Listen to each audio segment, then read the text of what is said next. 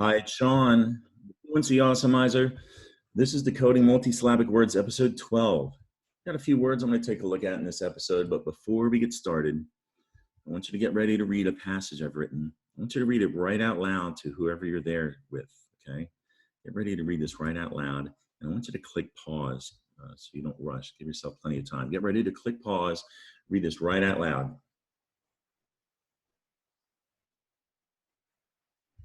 All right, were any of those words tricky to read? Keep watching. In this episode, I'm going to review these 4 words from that passage and show you some strategies and some information you might want to recall next time you're stuck on those or words like them reading independently. First, a reminder of the fable of the tortoise and the hare and the moral slow and steady wins the race, which is great advice when you do get stuck on big, unfamiliar words reading independently. I'll use unfamiliar as an example. Think of these words as races. There is a finish line, and if you read like the hare, you might want to get to that finish line first. And you'll tend to zip through big words like this. That's where mistakes can easily happen. But if you read like the tortoise, you take it slow and steady when you come to these words. That patience is definitely going to improve your ability to decode them. All right, very important when you're reading independently. All right, let's practice here. Now, this word is tricky because, I don't know, this EO, what do you do with EO? Well, a lot of words start with the prefix re. So it could be re or controlled vowel sound or. And there's organ. And there's organize. Oh, organize is in this word. Reorganized. Yeah, it's a pretty big word, pretty tricky word. It's past tense verb. Reorganize comes from that root, the verb, but that comes from the root organize, also a verb. And the origin of this word is ancient Latin. There's a Latin word organum that means an instrument, like an organ. Or this orange organ, right? Compare those 2 words. Or an orange violin. And think about a violin for this part of the episode here. There's a Latin word organizzare, meaning to construct out of many parts, like a violin. Any instrument like a violin it's got a lot of parts. Here's a diagram of it. Here's a violin with the taken apart, right? Kind of deorganized. It's not very organized, is it? So this Latin word organizzare, you take those parts and put them into construct a violin, organizzare, right? So you can see that Latin word turned into English at some point, and English added a silent E. Now we have the word organize.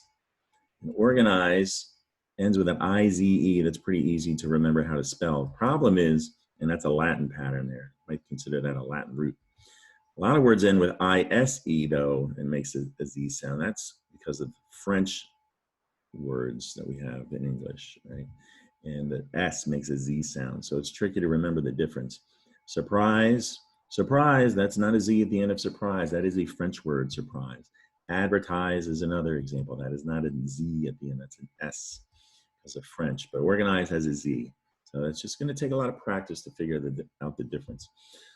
Put re in front as a prefix, and you've got a new word, reorganize. And the EO there, the tricky part I was talking about earlier, reorganize.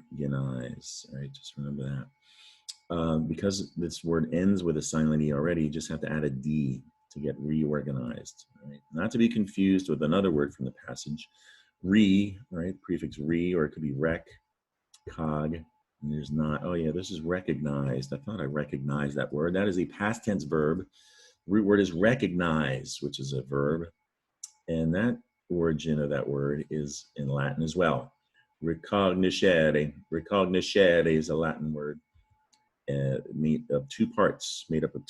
Cognoscere is Latin for to get to know, getting to know. And re is a Latin prefix, a very common prefix. That means again, right? Recognoscere. Recognoscere means to get to know again. Makes sense? And this is a Latin root you might want to be familiar with. C-O-G-N means know, right? And it's in the word cognizant. Cognizant is a word that means to be aware. I think I'm cognizant of that word. So we have recognize in English. It's a combination of the Latin root C-O-G-N, prefix re, and the Latin spelling I-Z-E, recognize. And because recognize ends with an E, you just have to add a D. The E's already there to get recognized, recognized. All right, this word is tricky to read. You might know it by now, but I'm going to start at the end to model that sometimes it's okay to start breaking a word apart at the end, because I can recognize full. The beginning of this word is a little tricky, but there's fully at the end. Now, it's got a U there at the end. If you're reading like the hare, it's very easy to read like the hare and think that this word ends with fly, right? But that's fully.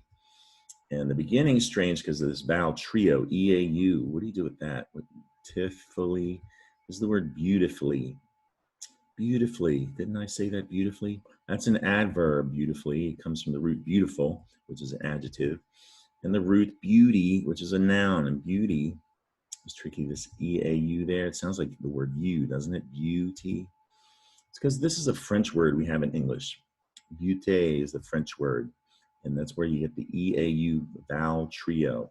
You don't see it very often, but it exists in English and in a social studies word. Plateau. Probably learned about landforms. That's one of the landforms out in the American West. Those flat pieces of land that rise above the rest of the surface.